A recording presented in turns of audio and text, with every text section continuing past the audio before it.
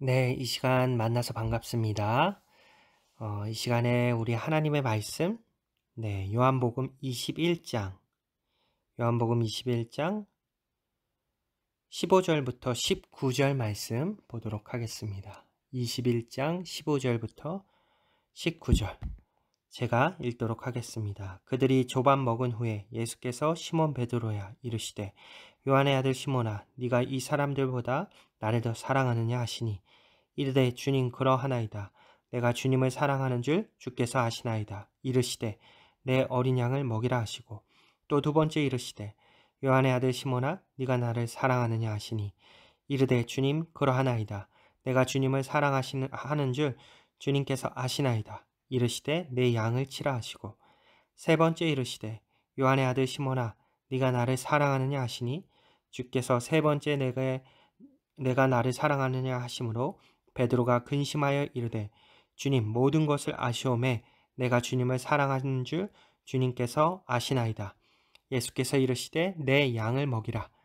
내가 진실로 진실로 내게 이르노니 내가 젊어서는 스스로 띠뛰고 원하는 곳으로 다녔거니와 늙어서는 내 팔을 벌리리니 남이 내게 띠띠우고 원하지 아니하는 곳으로 데려가리라. 이 말씀을 하심은 베드로가 어떠한 죽음으로 하나님께 영광을 돌릴 것을 가리키심이 이러라. 이 말씀을 하시고 베드로에게 이르시되 나를 따르라 하시니. 아멘.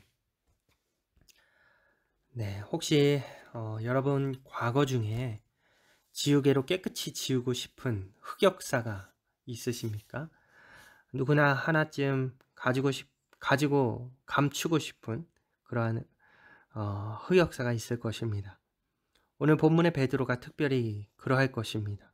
베드로는 예수님의 수제자이면서 초대교회 기둥과도 같은 존재였습니다.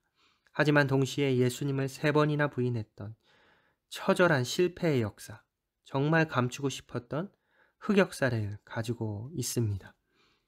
요한복음의 저자인 사도 요한은 요한복음 21장을 통해서 베드로가 그토록 감추고 싶었던 흑역사를 꺼내며 그가 어떻게 실패했는지 그리고 어떻게 예수님의 사랑과 은혜로 회복되었는지를 잘 보여주고 있습니다. 이른바 베드로의 흑역사가 백역사가 되는 순간인 것이죠. 예수님의 부활을 2번이나 경험했던 베드로였지만 지금 온전히 회복된 모습이 아닙니다. 부활하신 주님을 만났다면 주님을 증거하는 삶을 살아야 할 텐데 베드로는 다른 제자들과 함께 다시 고향으로 돌아가 어부의 삶을 살고 있습니다.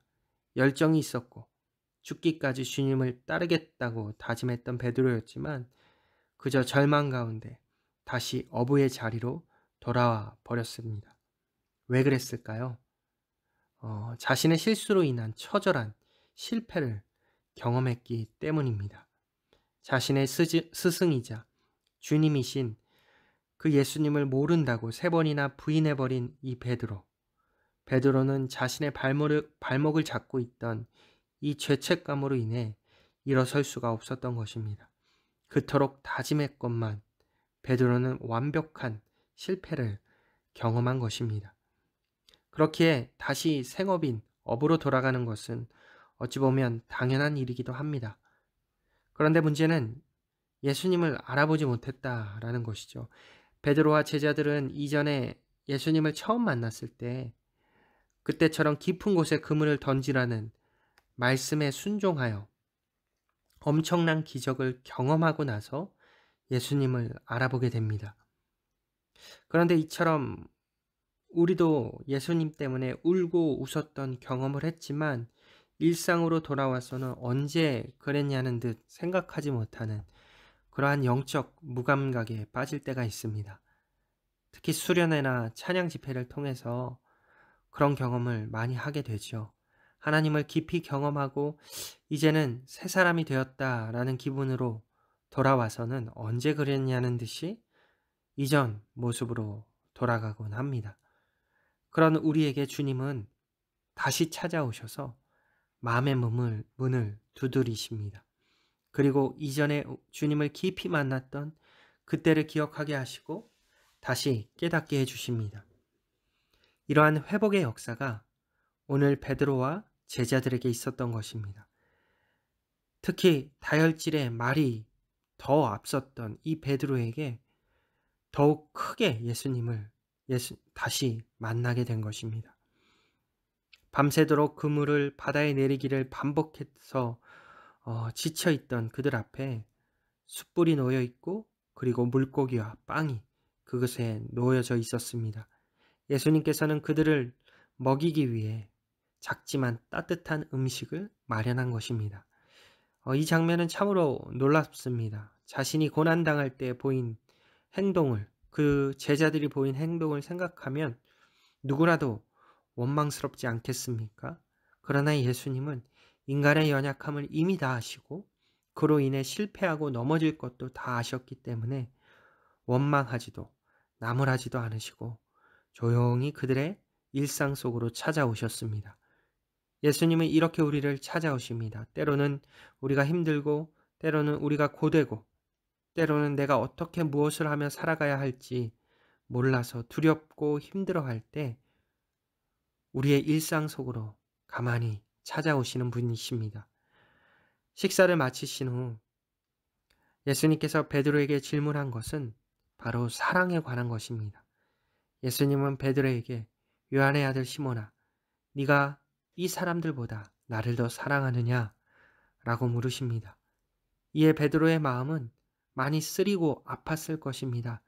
절대 배신은 없을 것이라며 호언장담했던 베드로였지만 결국 주님을 3번이나 부인했습니다.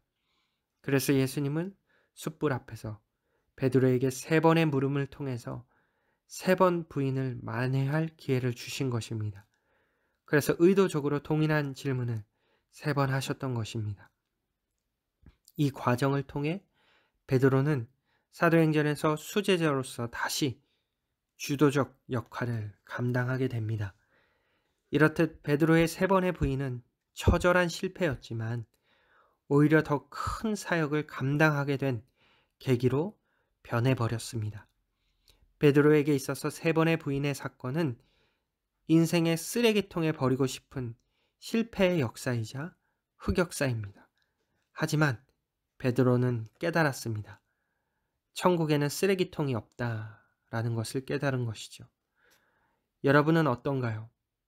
여러분의 일상에도 다시 찾아오셔서 우리의 필요를 채우시고 예수님으로 다시 회복하도록 격려하시며 이겨낼 수 있는 용기를 주시는 그 예수님의 손길, 그 손길을 여러분은 느끼고 계십니까? 예수님은 우리가 어떠한 상황이든 우리를 찾아오셔서 그 상황에 맞게 우리를 위로하시는 분이심을 기억하시기 바랍니다. 또 하나 우리에게 주신 사명은 누군가 괴로워하고 힘들어하며 낙망하고 절망 속에 있을 때 그들을 찾아가서 예수님의 사랑으로 또 예수님의 말씀으로 위로하고 격려하며 용기를 주는 사명이 우리에게 있음을 함께 기억하기를 원합니다. 2000년 전에 예수님께서 제자들을 찾아오셨던 것처럼 지금도 우리를 찾아오시는 그 예수님, 그리고 예수님의 사랑으로 다른 이들을 향해 나아가야 하는 우리의 삶이 되기를 우리가 기억하면서 오늘도 그러한 사명을 품고 그러한 주님과 함께 동행하는 귀한 하루 되시기를 주님의 이름으로 축복하고 소망합니다. 이 시간 기도하겠습니다. 주님 감사를 드립니다. 늘 연약하여서 실수와 실패를 반복하는 우리들이지만 그럼에도 불구하고 늘 우리를 찾아오셔서 위로해 주시고 용기를 주시고 회복하게 하시니 감사를 드립니다. 예수님을 통해 다시 경험한 그 사랑, 그 구원의 기쁨을 이제는 우리를 통해서 세상 가운데 흘러갈 수 있도록 최선을 다하는 우리 모두가 될 수 있도록 하나님 오늘 하루도 복 주시길 소망합니다. 오늘 하루가 정말 하나님 앞에서 그러한 삶을 살아가는 귀한 하루 되기를 원하며 예수님의 이름으로 기도했습니다. 아멘. 여러분 또 기도로 오늘 하루를 시작하시길 바랍니다. 행복한 하루 보내시길 바랍니다.